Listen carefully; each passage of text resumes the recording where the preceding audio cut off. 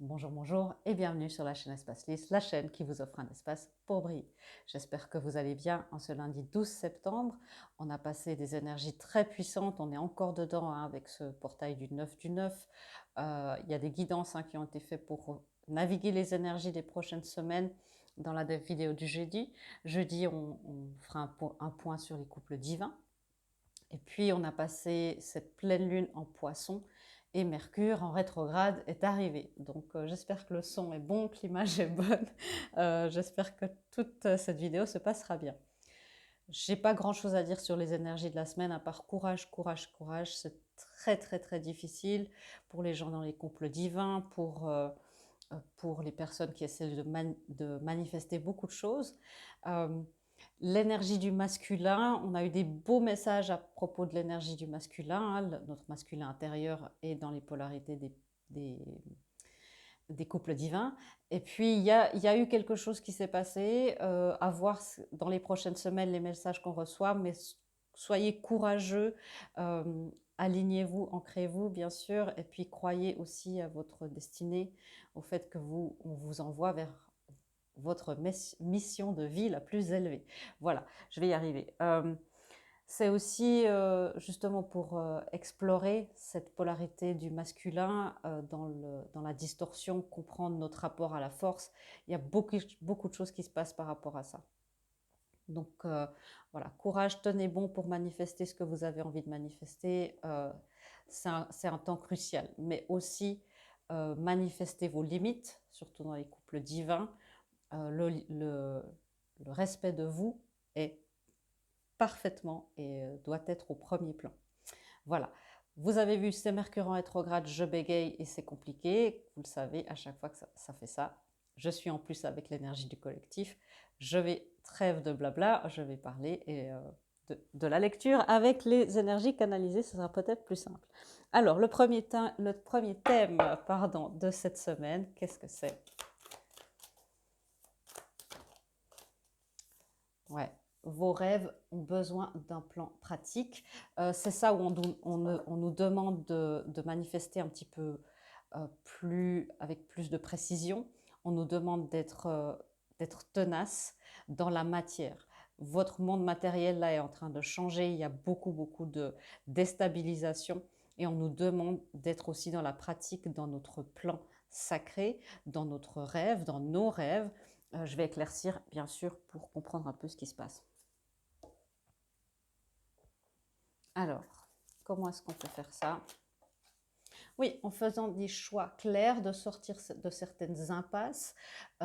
Même si vous avez l'impression d'être dans une impasse, dans certains rêves que vous aimeriez manifester. Hein. Je sais qu'il y a eu beaucoup de choses ces derniers jours inattendues. On me dit tous les chemins mènent à Rome. Tous les chemins mènent à Rome. Et ouais. C'est-à-dire que les choses s'intègrent, les choses s'équilibrent et parfois un petit peu secouer le cocotier, ça fait du bien, ça nous réaligne.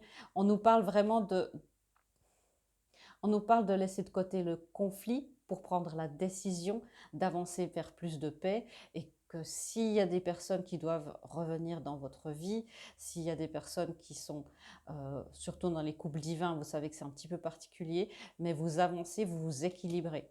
Le plan pratique, c'est aussi arriver dans cette union intérieure, de vous recentrer sur votre union intérieure, quoi qu'il se passe. Ouais, c'est compliqué parce qu'il y a beaucoup d'inconnus en ce moment. On nous demande d'être pratique et en même temps, on n'a pas beaucoup d'informations. On a l'impression que les choses nous échappent et c'est compliqué. On nous demande vraiment de faire face à l'inconnu et de faire confiance aussi à l'inconnu. Le deuxième thème, c'est intéressant, c'est une carte que je prends normalement en guidance.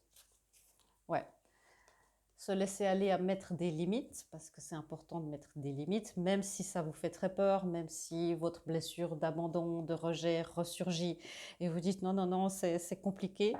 On vous dit, il est sain de mettre des limites dans les relations. Pratiquez l'expression de vos besoins et rappelez-vous que non est une phrase complète. Et la peur de dire non, la peur de mettre des limites, c'est surtout ça qui nous empêche d'avancer, qui nous empêche Et même si vous avez beaucoup, beaucoup d'affection pour quelqu'un et que c'est quelqu'un qui compte à vos yeux, et peut-être même plus que ça, hein, pour les couples divins, les limites dans les relations saines, la réciprocité dans une relation saine sont primordiales. Oui, l'ermite. Effectivement, c'est des limites qui viennent de l'intérieur de vous, avec votre connaissance de vous-même. Vous devez être dans vos relations détendues. S'il y a des tensions et même de l'inquiétude, de l'anxiété, c'est pas le bon endroit. Et c'est pas comme ça qu'on construit une relation saine.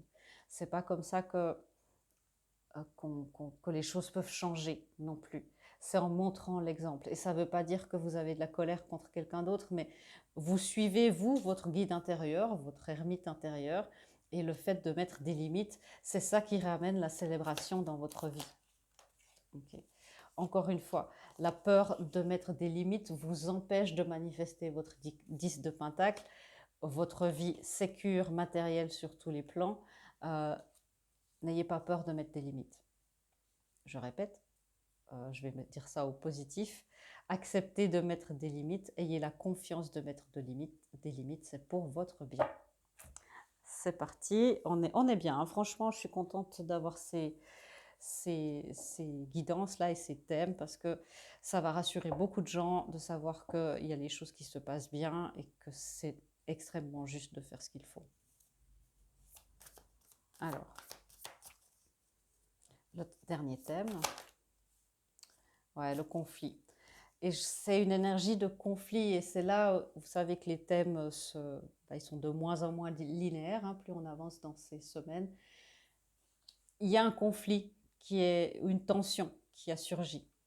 Et le mettre des limites après ce conflit, exprimer vos besoins, aussi de dire pour l'instant c'est comme ça, je veux une certaine distance, c'est aussi comprendre que rien n'est figé et que les relations, ça évolue. Pour ensuite que votre rêve se manifeste. Je vais éclaircir ça. Merci. Voilà. S'éloigner de toutes sortes de tensions. Ouais. J'arrive, je vais chercher les cartes. S'éloigner de toutes sortes de tensions, s'éloigner des conflits et laisser demander, être tranchant dans une demande de réciprocité. C'est très très clair. S'éloigner de quelque chose où c'est froid aussi peut-être, où il n'y a pas où votre vérité, votre intégrité n'est pas respectée. Et encore une fois, ça ne veut pas dire que la personne est mauvaise, hein, pas du tout, de loin pas, parce qu'on a des conflits avec des gens très très bien. Mais il y a ce besoin de s'éloigner. Et puis la dernière carte qu'on a, c'est les amoureux. Je vais éclaircir ça, ne vous inquiétez pas. Il y a eu peut-être des conflits dans les relations d'âme, dans des couples divins. Et s'éloigner alors que et trancher, c'est très compliqué. Mais ça mérite plus d'éclaircissement. Le 8 de coupe, qu'est-ce que c'est? Merci. C'est là où il y a besoin de prendre une décision où effectivement s'éloigner de... Il y a une intervention divine aussi qui a eu lieu. Donc ce conflit, il était aussi divinement orchestré. Et s'éloigner du fait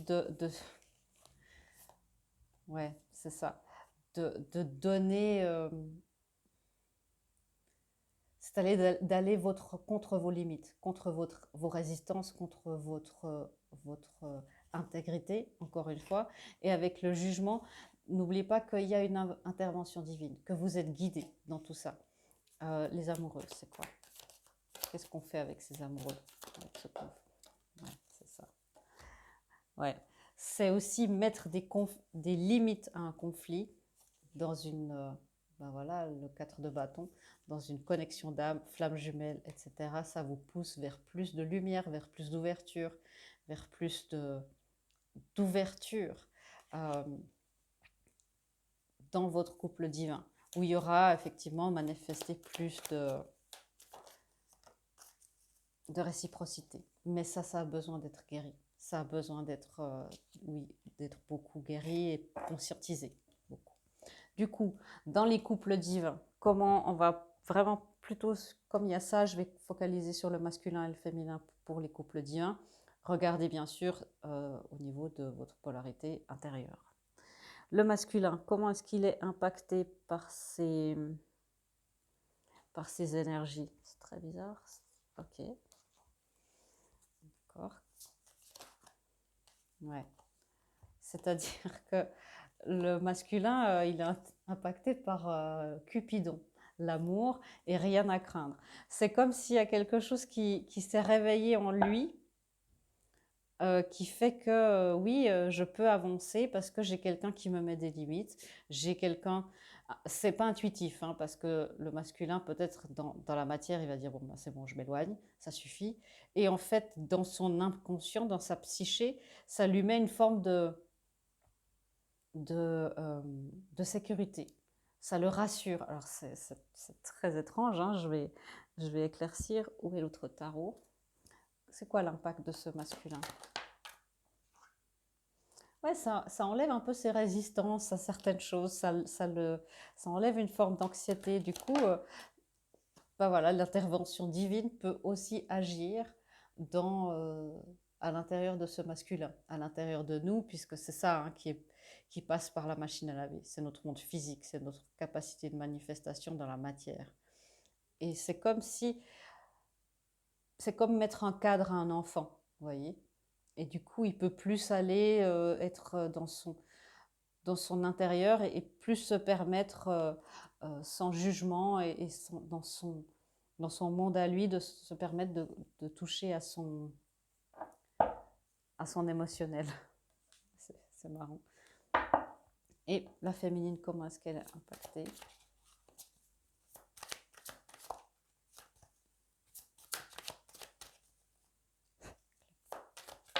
Merci. Abandonner et libérer. Vous voyez, il y a besoin peut-être de laisser aussi le masculin justement dans son intérieur, de dire ok, je l'ai mis dans sa chambre, dans son parc, si on prend vraiment, et il a besoin de s'occuper seul, c'est important aussi. Abandonner et libérer. Vous êtes enveloppé des bienfaits de notre amour radieux. Ouvrez les mains pour abandonner les épreuves auxquelles vous vous agrippez. Tendez vos bras et votre cœur vers notre amour et notre assistance. Il y a grands cycles qui se terminent, hein, pour les féminines, pour nous tous, au niveau des sécurités, aussi au niveau des événements mondiaux où il y a des choses qui se passent, hein, évidemment, et qui nous impactent vraiment tous, plus ou moins émotionnellement. Et là, on nous demande dans notre cœur de dire, ok, j'arrête d'être dans le conflit aussi à l'intérieur de moi-même, j'arrête de lutter. Il y a une vérité qui va se faire jour dans les prochains temps, et je vais accepter cette vérité, peu importe où elle m'emmène. Je vais éclaircir. Ouais, c'est ça, c'est la féminine, elle ferme un cycle là où elle s'est beaucoup menti à elle-même, où il y a eu aussi peut-être, elle s'enlève d'un cercle qui fait que, encore une fois, le 2 d'épée, où elle était dans une impasse, où elle tournait en rond, elle s'éloigne d'un cercle aussi peut-être où, mine de rien, on lui voulait pas aussi autant de bien que ça, beaucoup de jalousie. Elle est en train de conclure un cycle là. Le masculin, il s'ouvre à l'amour et on nous dit clairement, hein, rien à craindre pour ce qui est de la matière. Rien à craindre, le masculin sait que la manifestation de la matière va arriver. Exactement.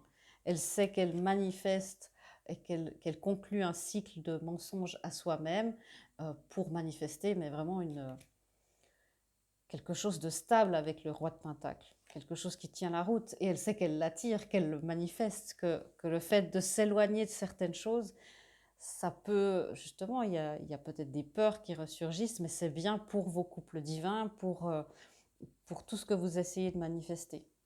Okay. Et l'impact sur les unions. Ok, c'est comme toujours cette carte, ce jeu-là. Alors, l'impact sur les unions divines. Famille. il y a une priorisation là sur la famille, les familles de lumière, les familles avec les petites âmes, hein, les enfants incarnés dans l'incarné que vous avez eu aussi dans d'autres vies. Et l'union, les unions se focalisent sur son intérieur, sur sa famille.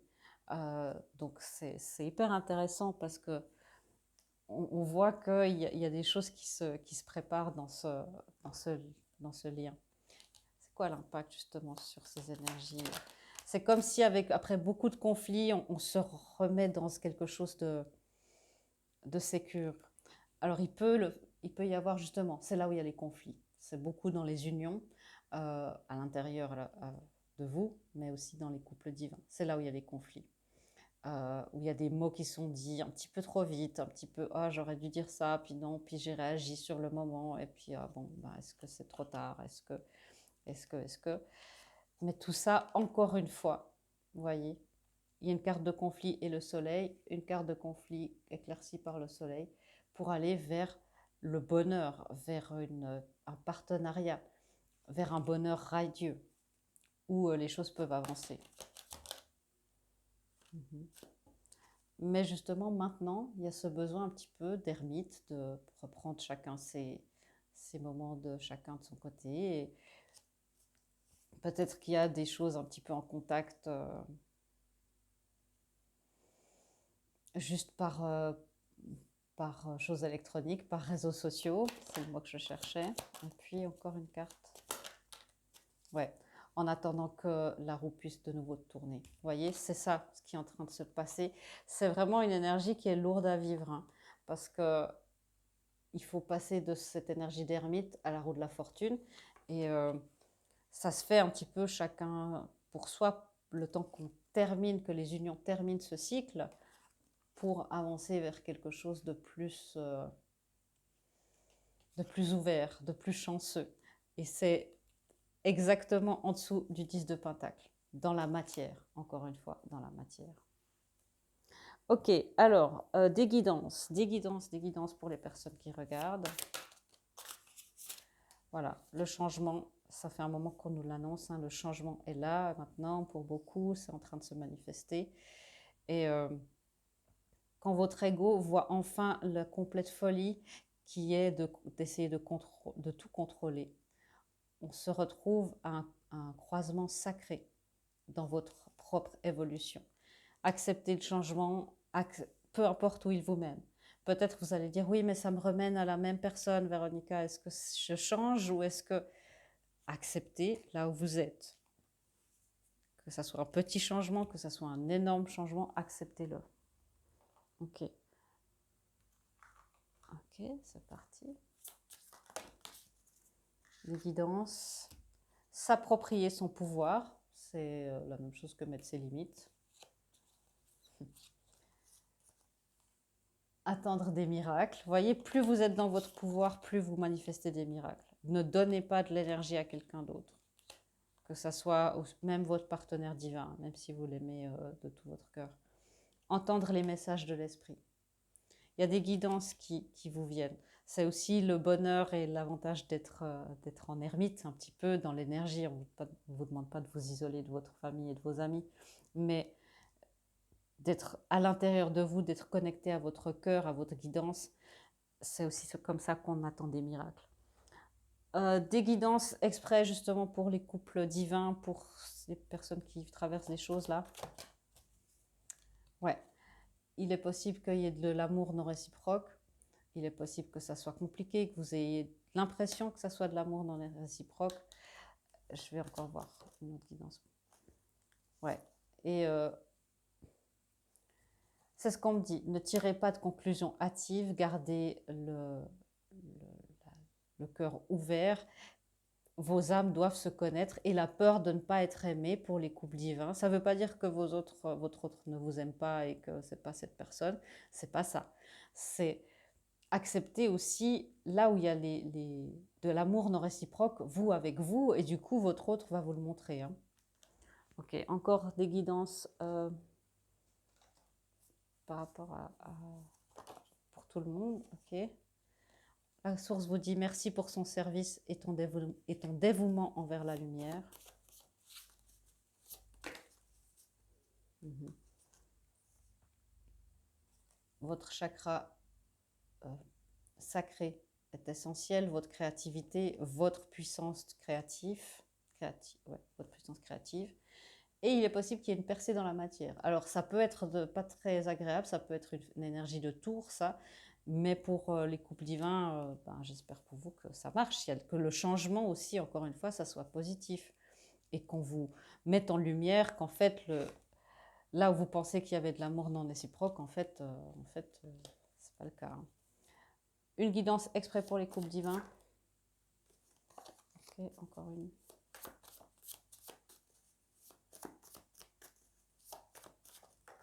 Merci. Famille d'âme, connexion famille d'âme. Soyez ouverts et ouvertes à qui sont les personnes dans vos familles d'âme. Et bientôt, je le promets. Vous voyez, hein, les changements sont en train de se mettre en place. Franchement, restez pas accrochés à cette carte. Restez pas accrochés à cette carte parce que c'est la grande peur, ça. Et pour un couple divin, honnêtement, l'amour, il est réciproque. C'est juste de l'amener dans la matière.